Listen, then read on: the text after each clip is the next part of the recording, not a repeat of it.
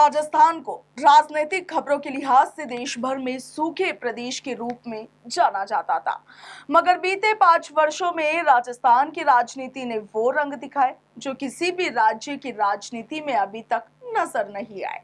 चाहे फिर वो सत्ता के लिए अपनों से बगावत की बात हो या फिर दबाव में दिया गया इस्तीफा प्रकरण हो, विधायकों की खरीद फरोख्त से लेकर उनके दल बदल जैसे कई राजनीतिक घटनाक्रमों से प्रदेश की राजनीति ने देश भर में सुर्खियां बटोरी।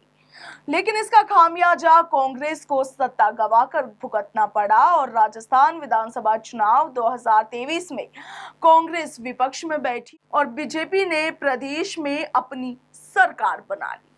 और फिर वक्त आया लोकसभा चुनाव 2024 का। लोकसभा चुनाव के लिहाज से पिछले 2 बार से राजस्थान बीजेपी का सेफ स्टेट बन गया था, क्योंकि बीजेपी पूरी 25 की 25 लोकसभा सीटों पर जीत दर्ज कर रही थी।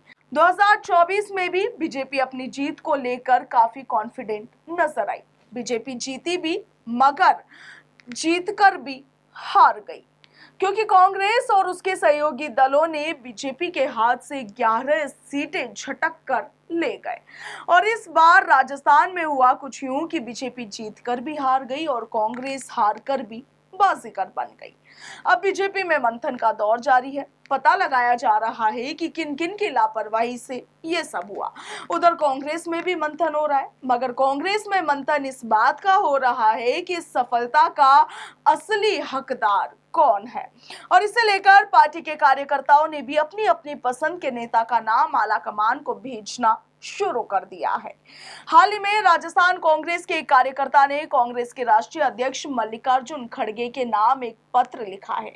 इस पत्र में पीसीसी चीफ गोविंद सिंह डोटासरा के परफॉर्मेंस की खूब तारीफ की गई है और साथ में उन्हें अब राजस्थान में फ्री हैंड देने की मांग की गई है।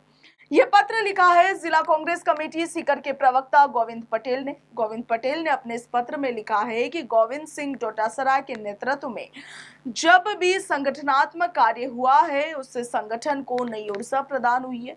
पिछले 10 सालों में राजस्थान में कांग्रेस की लोकसभा में एक भी सीट नहीं आई, पर अब की बार राजस्थान में प्रदेश कांग्रेस अध्यक्ष गोविंद सिंह डोटासरा की रणनीति और मेहनत की वजह से हम 0 से 11 सीटें जीतने में कामयाब हुए। इस पत्र में राजस्थान में मुख्यमंत्री बने रहने और मुख्यमंत्री बनने के विवाद का जिक्र भी किया गया है और इसके साथ ही मांग की गई है कि डोटासरा जी को राजस्थान में फ्री हैंड दिया जाए, ताकि पंचायती राज, नगर निगम और आगामी 5 उपचुनाव में जीत हासिल कर सके। यह लेटर सियासी गलियारों में अब चर्चा का विषय बन गया है। चर्चा है कि आगामी समय में डोटासरा को पार्टी में बड़ा पद दिया जा सकता है। बता दें कि कांग्रेस ने पीसीसी चीफ गोविंद सिंह डोटासरा के नेतृत्व में 2023 का विधानसभा चुनाव लड़ा, जहां कांग्रेस ने बीते 26 सालों में जो नहीं हुआ वो परिपाटी कांग्रेस ने इस चुनाव में तोड़ डाली। बीते कई चुनाव में कांग्रेस सत्ता में रहने के बाद 70 विधायक अब से पहले कभी जीत कर नहीं आए। ऐसे में इन 26 सालों में पहली बार ऐसा हुआ जब किसी पीसीसी चीफ के नेतृत्व में 70 विधायक जीत कर आए हो। वहीं 2024 के लोकसभा चुनाव में भी पीसीसी चीफ गोविंद सिंह डोटासरा पूरे प्रदेश की 25 सीटों पर चुनावी प्रचार में जुटे रहे थे और संगठन के साथ साथ स्थानीय नेताओं के बीच समन्वय स्थापित करके पार्टी को मजबूत स्थिति में लाकर खड़ा कर दिया। नतीजों से पहले कयास ये लगाए जा रहे थे कि इस बार यदि कांग्रेस 5 से 8 सीटें भी जीत कर आती है तो कहीं ना कहीं डोटासरा का राजनीतिक कद और भी ज्यादा बढ़ जाएगा।